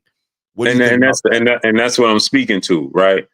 Because as we see with Virgil and his pops run their show. Right. Do they? Yeah. Oscar don't run their show. Okay. You see when Virgil, remember Oscar was like, oh, we didn't want this fight right now. This is Virgil. When remember when Virgil fought Surhai, after that, Oscar was like, he needed to take a break, remember? Right. And then he fought Madrimov, right? Right. That's because Virgil and his pops was like, yo, we wasted too much time with being sick and all of that, not knowing we want to fight the best. Give me Madrimov. You see what I'm saying? See, now to me, that's kind of like bad news for Virgil because this is see now, listen, and I mean, I want you to land your plane and say what you gotta say, but I'm gonna say that if Oscar is on board, if Eric Gomez is on, is it realistic that Eddie Hearn isn't just completely lying? Is it realistic that there were? Oh, yeah, he might have had conversations, but the thing to do is when you're dealing with somebody, Virgil very much so. But if Virgil has the understanding, because from my understanding, Virgil has the understanding that he's going to get the Keith Thurman Fundora winner. I know. You see what I'm saying? So if you Virgil, that fight's been pushed off. Right, it's been pushed back to January 24th. But if you Virgil, right, you fight in November, okay, and you got the opportunity to fight for that belt against one of those guys, that's a bigger fight for you. Why would I fight Jaron Ennis for nothing, opposed to fighting? Well, there's money. Why would Keith Thurman fight Virgil for nothing? No. Because if Keith Thurman, because Jaron Ennis don't have it lined up, Virgil do. He at this point he has an interim title just like Virgil. He's got a Boss Baharu. But he got an interim title for the WBA against Abbas Baru, who's an elevated champion. Yeah, but for Virgil to fight Sebastian Fundora or Keith Thurman is a way bigger fight for the WBC than me fighting Jaron. Yeah, hell yeah. Than me fighting Jaron Ennis for nothing? He's going to get a big payday. Turkey's going to pay for that. No. He going to get paid, right? For sure. Right. But what I'm saying is he going to get paid and fight a bigger name and fight for the WBC belt. Those guys ain't bigger names than Jaron. I don't think they are. Keith Thurman and Sebastian Fundora? They're not bigger than the Jaron Boots Ennis fight, in my opinion. Clay, you tripping. So Jaron Ennis ain't done nothing. It don't matter what he's done. They've been screaming for this fight. The whole space been buzzing for this fight. But no, as far as fanfare wise, the fans show up to the fans for Virgil Ortiz fight Sebastian Fundora in Vegas. All the Mexican fans going to show up and show out. And if Keith Thurman beats Sebastian Fundora, Keith Thurman is a much bigger name than Jaron Ennis. He's now think about this. You fighting Keith Thurman, who is a 2-division champion now for the WBC belt. Keith Thurman is a Hall of Famer. He beat Sebastian Fundora. He's arguably a Hall of Famer now. All right, so if Keith Thurman beats Sebastian Fundora, he's a 2-division champion. He beat Sean Porter. He beat Danny Garcia. The resumes are better. I'm saying the resumes are better, but what I'm saying Keith Thurman is a bigger name. What do we want to see next? Do they want to see Virgil Ortiz versus Jaron Boots Ennis next more, or do they want to see Virgil Ortiz versus Sebastian Fundora, Keith Thurman? I don't know. You know what I mean? I guess. Listen, I can definitely tell you that there are 100%. There are no. This is the thing. Well, let me just get chat off the screen. Shout out to CJ Rich Boxing and BS on there. Says shout out to Clay and Blue 2 Cooks Potluck, man. Salute to you, family. I appreciate for the support channel. Go ahead, Blue. My bad. No problem. So we want to see that fight, Virgil and Jaron, right? In order for that fight to be a draw, that has to be on the West Coast. It has to be pushed behind Virgil's name. Okay, if you put Keith Thurman, and he beats Fundora, you put Keith Thurman versus Virgil Ortiz for that WBC title. That's a way bigger fight for Virgil. That's a great. While you talking, I want to figure out how to do this because I want to put that in here as a What do you know? Like a the poll. The poll. Yeah, the poll. I want to put the poll up and see what the people think on this one. That's an interesting. Yeah. That's an interesting question because what fight do the people want to see more? What is the bigger fight? I think you got to keep in mind. You got to keep this in mind. Keith Thurman. The problem with Keith Thurman is inactivity. Mm-hmm. Keith Thurman, he was the best welterweight in the world. Right. Right. His only loss was the Manny Pacquiao was a split decision. Keith Thurman can sell a fight. Keith Thurman beats Sebastian Fundora and is now the WBC champion and 2-division champion. He's the most marquee name of all the champions at 54 outside Jermell Charlo. None of the champions got a bigger name than Keith Thurman. Abbas Baru, Bakram Mataliev, who's the Xander Zayas. Keith Thurman name is bigger than all of their name. So I got a chance to fight Keith Thurman or fight you for nothing. Why you keep saying for nothing, man? I think that's disingenuous, man. Why is it nothing? No, because here's the thing. He's going to get paid anyway. Is he? Yeah.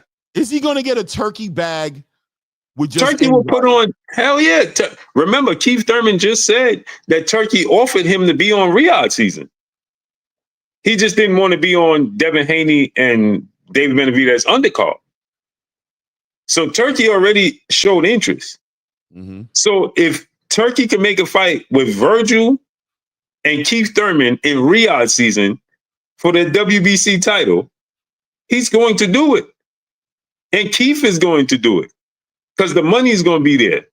That's a bigger fight. Jaron Ennis is just equals payday. But if I can get a payday and the belt and a bigger name, and I can see you later. Yeah. I mean, I'm not, it's not crazy to me. It's not crazy at all, but I do think it's an interesting question. I'm about to put the poll up right now. I think it's an interesting question because at the end of the day, hold on, let me see if I did this right, which is a bigger fight. Must contain 1 in 35 characters. Do I have too many characters? Jaron Ennis, which is the bigger fight. Okay, anyway, I think it's an interesting question because I think it makes a big difference as to what we're going to see next. But at the same time, I want to know that if Virgil Ortiz openly decides to go in a different direction on his own, is Virgil Ortiz held accountable and his boots allowed to move the way he needs to move without the scrutiny of the boxing space saying he's not making the biggest fights possible? Well, Virgil, here's the thing. Here's the issue. Mm-hmm. Virgil already accepted the fight twice and you didn't accept it because you wanted to go in a different direction. Now you want me to, now I'm supposed to change my plans because now you're ready and I got a bigger name and WBC belt on the line. I'm the interim champion to fight you just for a payday and to prove something to who?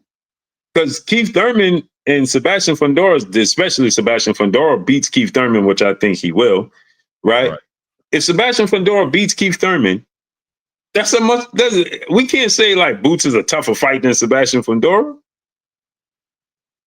And Sebastian Fundora got the belt, the former unified champion. Now Fundora would have beaten Tim Tszyu and Keith Thurman and is the champion.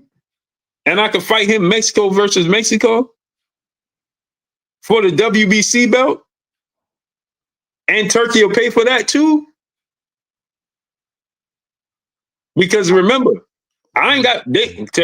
Turkey don't need you to be the main event. Right. To pay you. So Sebastian Fundora, Oscar De La Hoya and the WBC, and he's working with Sam Silikovic right now. So Oscar De La Hoya, WBC, they bring this to Turkey. We ain't got to be the main event. Turkey gonna pay. So the egg is on Boots in his face again. I don't feel like it's. I feel like everybody, like Virgil, seems to have the because I know if Jaron Ennis right now chooses to fight Abbas Baharu for a WBA title, he will be destroyed if the option on the table was Virgil Ortiz, because everybody wants to see that fight. And I think it's kind of disingenuous to allow Virgil Ortiz to move in a different direction, even though he's sitting on an interim title, just like Jaron Ennis is right now. And for him to go ahead and make a fight, by the way, he's going to have to wait on Sebastian Fundora and Keith Thurman, because they're not going to fight until 2 months after he fights, supposedly at the end of January, not even in the beginning of January, for him to wait there and then to give Sebastian Fundora or Keith Thurman another 3 to 6 months to prepare to fight against him if they give him the title, because the politics of the PBC and, you know what I mean, who knows how that turns out. While Jaron Ennis, who's available around the same time as you just fought last night, and you're fighting at the end, in the beginning of November, and if you decide to stay back and not take but a big part that you're missing, a big part that you're missing, Clay, is you failing to mention is that with these polls, man, what am I missing here? I'm trying to hit the start poll button. I've got 2 options up here. It's not highlighting it for me. What does it say? So it's gonna, underneath it is gonna say yes or no or something like that. No, it says I can pick either one, right? So let me erase this one and let me erase this one. And it says it's giving me an option to add an option. It says add option. Add options. Put Thurman, and then the other one put Ennis, and then hit it. Yes. Just stay active, add option. Who cares? Just stay active. Either fight is big. Let's do that one. Damn, it's still not giving me to start the poll option, bro. And I don't know, what am I missing here? What's the issue? Why aren't you giving me that option? That's crazy, man. These technology is so diabolical sometimes, bro. Create poll. Let me exit out and just go back into it and see if it helps me. What is it saying? Yeah, I'm trying to picture how it looks. Start a poll, or maybe I should say start a Q&A. No, answer the questions live. No, start a poll. Boom. Let's hit start a poll. Watch, it's going to go up there and just be yes or no. Dumbass, bro. End poll. Hold on a second, dog. That's crazy, bro. Why would you make your technology like this? I shouldn't be this confused at all. I should be able to just do my thing, bro. Hold on a second here. Yeah, they play game. They do way too much sometimes. Is a bigger fight? Question mark. Let's do. Is it gonna let me? Ennis. Let's see. It might have just been farted because it looks like it's gonna let me do it. Versus Ortiz Jr. Or okay, it looks like it's gonna let me do it. Ortiz Jr. versus Fundora / Thurman.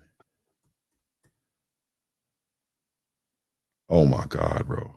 Yeah, I went back to the same thing. Oh no, I'm good. There it is. Okay, my bad, guys, for the weirdness, man. I got it done. I've never done one of these before, man. I'm getting active. I'm trying to engage with you guys, so be patient with me. Fuck out of here with all that. Go ahead. All judging me. I see your eyebrows right now judging me, bro. I don't have to do it. I'll pull that damn thing down now. Y'all hit it, bro. I'm very interested in what y'all think about that. I think that was an interesting question. But go ahead, Blue. My bad. I know you're cooking. So the thing is, you got to take this into consideration. Mm-hmm. So you say, like, we got to hold Virgil accountable. No, we gotta remember, Jaron Ennis chose to fight Usima Lima over fighting Virgil Ortiz. Well, I don't know if that's necessarily true. Well, we know Turkey ain't make up stories. He tried to make the fight up. I know Turkey. Turkey ain't make up stories. And remember, yesterday, Eddie Hearn said. Remember, Eddie Hearn said yesterday that Jaron Ennis handpicked Usima Lima. So now Turkey, wait, I got to push back at that. He didn't handpick. Because they also went on record to say that Osima Lima wasn't the first choice at all, not the second choice, not the third choice. That he was ultimately the one who took the fight. I don't remember him saying that he handpicked Usman Lima. I remember him saying that because they use it as a deflection tactic because they was trying to bring up Ramos from 147. Right, Abel Ramos and supposedly Jesus Ramos, and they say they made a 7-figure. Yeah, but Jesus came out and said that was a bold-faced lie. They never reached out to him, and they never disputed that. They never disputed that. Serhii Boachuk, 7 figures. Yeah, but check it. Serhii Boachuk chose to go to Brandon Adams rematch because he lost to Brandon Adams, and it was putting him back in the rankings. Mm-hmm. That's why Serhii Boachuk. Remember, he petitioned for Jaron Ennis to be removed and him to be put back in that position. And then they was like, okay, well, you're gonna have to rematch Brandon Adams, and he was like, no problem, I'll rematch Brandon Adams. Mm-hmm.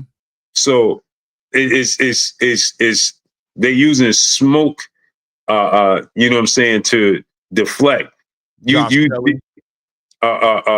Josh Kelly. But remember, Josh Kelly said they wasn't trying to pay him, right? Yeah, they offered him $350,000. He said he wanted more just because he just came off of a payday in Riyadh. A big payday, yeah. So, but Abel Ramos. Now I'm confused. No, Jesus Ramos. Right. Jesus Ramos said that was a bold-faced lie, and he told Abel that's a nonsense deal. They was trying to bring him up in weight. Mm-hmm. You know what I'm saying? So to say like he wasn't the first, but who you was trying to fight? Look who you was trying to fight. You might as well for him. I don't know, man. Abel Ramos from 147, or now the one I say. I like the Serhii Boachuk. I heard Conwell was in there too. I feel like Conwell was offered something as well too. But he said the same thing. They offered him a nonsense contract. So here's the thing, right? Mm-hmm. This is the thing, right, Clay? We can't have Jesus Ramos, Abel Ramos, Brian Norman, Stanionis, Mario Barrios, Conwell. They all saying the same thing. Yeah, they saying that they want more money. Yeah, but they saying they sending them BS contracts. I mean, money, right? They want more money. because here's the thing. Uh-huh. It goes back to what I was saying earlier. His comfort zone. He wants to do it on his terms in Philly and get paid big money, but Eddie Hearn can't afford to pay his opponents doing that. Mm-hmm. So he's offering these nonsense contracts to fight Jaron Ennis, and they like, bro, I'm not fighting you for that. But in your home in Philly, bro, come on. What are we talking about? Contracts my thing is, right, are the contracts nonsense enough to where the negotiation, in other words, fine. You know, I remember an old guy told me one time, you're not necessarily worth what you think you're worth, but you're not worth what you can negotiate. And you're not worth what they think you're worth, but somewhere in the middle is where you should be able to meet. So in a negotiation, if I step to somebody as Eddie Hearn, I say, listen, I'll shoot you $250,000 to fight my fighter. Maybe that's too low for you, right? You'll say, I want $800,000. And Eddie might be like, brother, you bugging, bro. When was your last paycheck? What did you get last time? This is not a title fight. This is a fight. This guy's debuting at 154. I'll meet you halfway, $500,000. At what point does Abel Ramos or Charles Conwell or any of these fighters who have not seen paydays over $250,000, probably nowhere near $250,000, at what point are they pricing themselves out, right? At what point are they just asking for so much to where it's just they're not worth it, becomes a legitimate argument as far as why a fight is not made? Yeah, but that goes back to what I was saying. The sacrifice has to be on Jaron Ennis' part. You want to bring these people millionaires. I got to make people millionaires who are nobodies, who have never made anywhere near the money. I have to make them millionaires, right. Because it's important for me. It's more important that I make the fight than anything else. Make them millionaires. Right. And this is because let me explain. When you fight Tank, you get your biggest payday of your career, right? Supposedly that's what's said, Yeah. right? Same thing with But when you fight Canelo. Necessarily.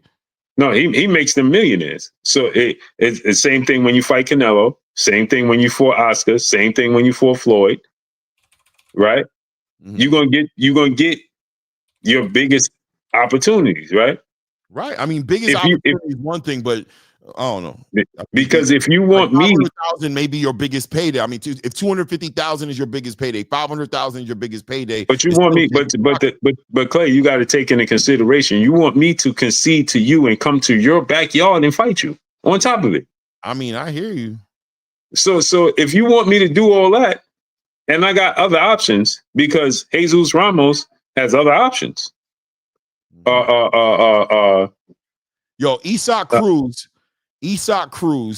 fought Tank Davis and made $300,000 for his fight against Tank Davis, with a total earnings reaching to $750,000, including pay-per-view shares. So he ended up with $750,000 to fight Tank Davis, which is what was his payday before that? And you got to take into consideration that was like a 2-week, 3-week notice. Okay, so let's look at Frank Martin, because I know he made $1 million, but I just want to see what Frank Martin got paid. Let's see.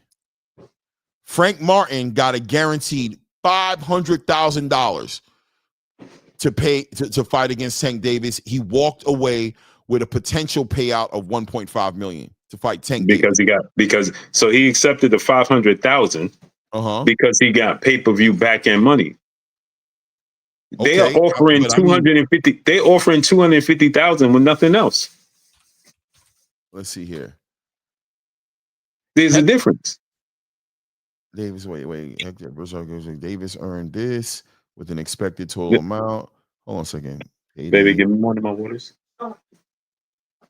So you got to take that. And Hector Garcia got $350,000 as a champion coming up from another division. He got $350,000 to fight Tank Davis and pay-per-view money on the back end. No, that included his with his total earnings also. Okay, hold on. Let me just open. No, he got pay-per-view back end money, and now you gotta also compare it to what he made his last fight. Yeah, but they don't even say what he it's weird. They don't even say what he got on the back end with the pay-per-view. They just say, but they say he got a pay-per-view share. But once again, pay-per-view fights, right? Not fights that aren't pay-per-view, not fights that are on free cards, right? These are not pay-per-view. Hold on, let me say one more thing too. Okay. They fought Tank on a neutral site as well. They ain't fight him in Baltimore. I mean, is there a neutral site for Tank Davis, one of the biggest stars in the space? Anywhere you go, Tank is the superstar, right? He is, but still, you want me to come? Actually, these fights, they're gonna go to Baltimore and fight Tank. They're gonna be like, hell no, for $250,000? No, sir. I don't know, man. Because what did we just say earlier, Clay? With Tyrese Smalls, Philly showed up for him, right?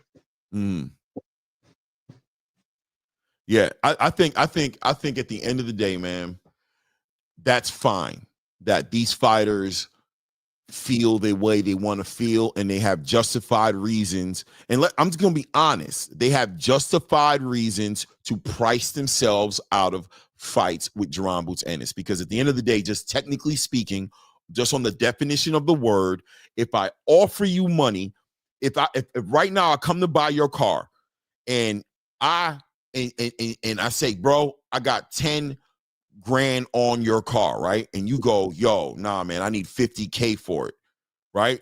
You've priced yourself out of me buying your car if I'm not willing to pay that money. Now, am I scared of your car? Is there emotions involved? That's another conversation. Yeah, but that's different, though.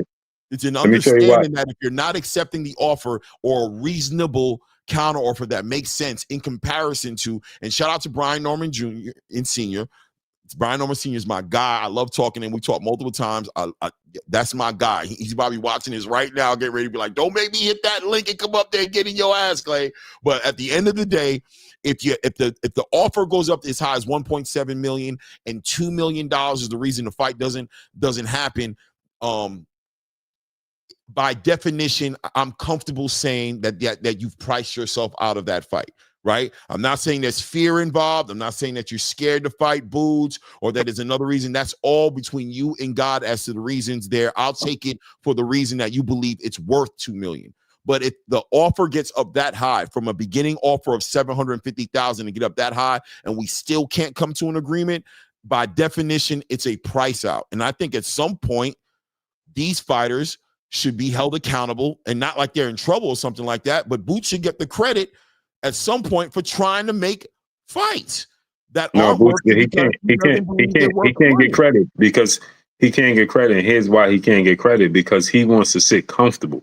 If you want these fighters to come to your backyard and then you have to make the sacrifices. Mm-hmm. So here's the thing: when Floyd wanted that mantle from Oscar, he made all the sacrifices. He was already a first ballot Hall of Famer. Floyd said, okay, you choose the ring size, you choose the location, you choose the weight class. I'm taking a 70-30 split in favor of you. He was already the pound for pound best fighter in the world. He was already a 4-division champion. He was already a Hall of Famer, but he understood what it represented to beat and fight and beat Oscar. Mm-hmm. Mm-hmm. So he sacrificed. But what is Boots supposed to sacrifice? Who's the bigger star that he's supposed to sacrifice? Boots is supposed to.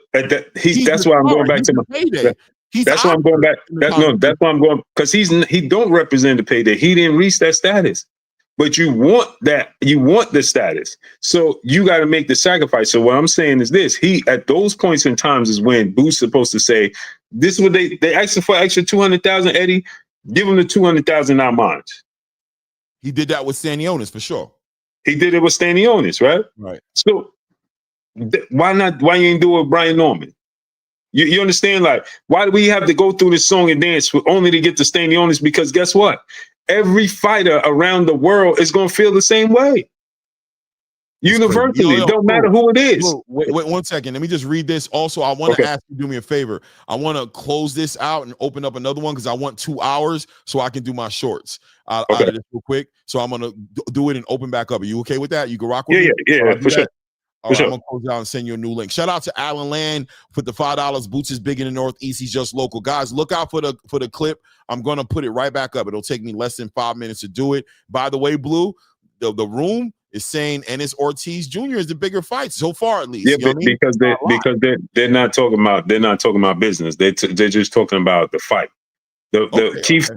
Keith Thurman is a more commercial fight for Virgil Ortiz. It's a bigger fight.